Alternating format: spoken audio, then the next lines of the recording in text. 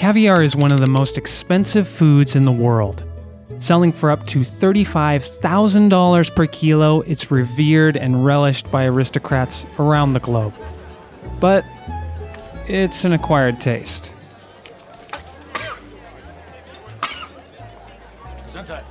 Turns out caviar wasn't always so valuable. In the 19th century, sturgeon species in the US were so common that there were accounts of caviar being offered in saloons for free, like bar nuts. In Europe, fishermen were feeding the eggs to their pigs, or just leaving them on the beach to spoil. So what changed?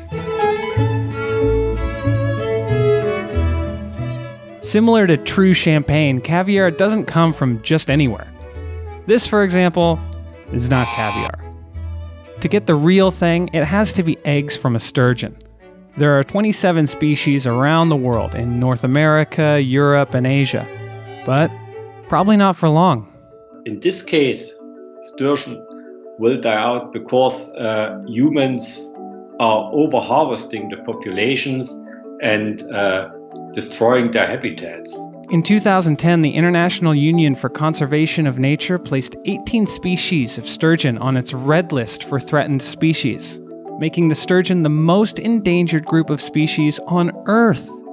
But lists like this are bittersweet. On one hand, they can help protect the sturgeon from further population decline. For instance, in many places in the US, it's illegal to fish endangered sturgeon species or import their eggs.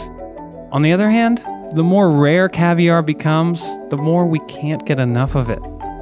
There's actually an economic idea that explains this. It's called the rarity value thesis, and it describes how rarity increases the value of the item, even though the item itself has never changed. Sturgeon can weigh up to several thousand pounds and produce hundreds of pounds of roe at a time. The world record belongs to a beluga sturgeon that weighed 2,520 pounds and yielded 900 pounds of roe. Today, she'd be worth about $500,000. It wasn't until around the 20th century when these freshwater fish and their eggs became a rare commodity. Pollution poisoned their waters, and dams blocked their spawning grounds upstream. They had nowhere to reproduce and continued to be overfished for their meat and roe. On top of that, it takes 8 to 20 years for a female to sexually mature, depending on the species. She can produce millions of eggs at a time, but the odds are that only one will survive to adulthood.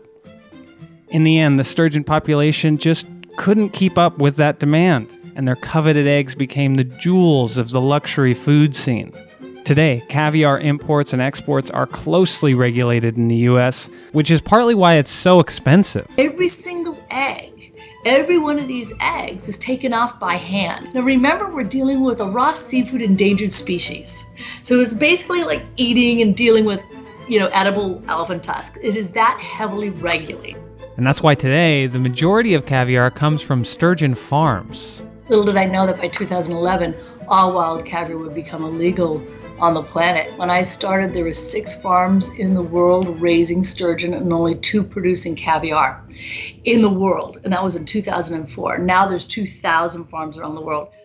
One farm in particular in China called Kaluga Queen produces 35% of all the world's caviar. Caviar there is harvested with the classic Russian and Iranian technique, which involves killing the fish and then extracting the eggs. Other farms are exploring a different technique which doesn't involve killing the fish. It's called stripping. The fish are injected with a hormone that triggers their urge to release eggs. Farmers have been doing this for many years, but not to get caviar, just to produce more fish. It wasn't until recently that people started canning this stuff and selling it as caviar. The biggest thing is that, yes, fish stays alive.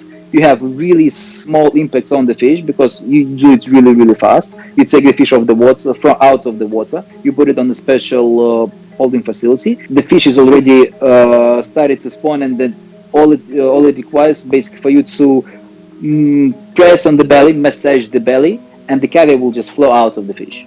The idea behind no-kill caviar is a commendable one, but it has yet to really catch on. Either way, with caviar farms in place, this gives the wild sturgeon population a chance to recover. But whether or not that happens is largely up to us.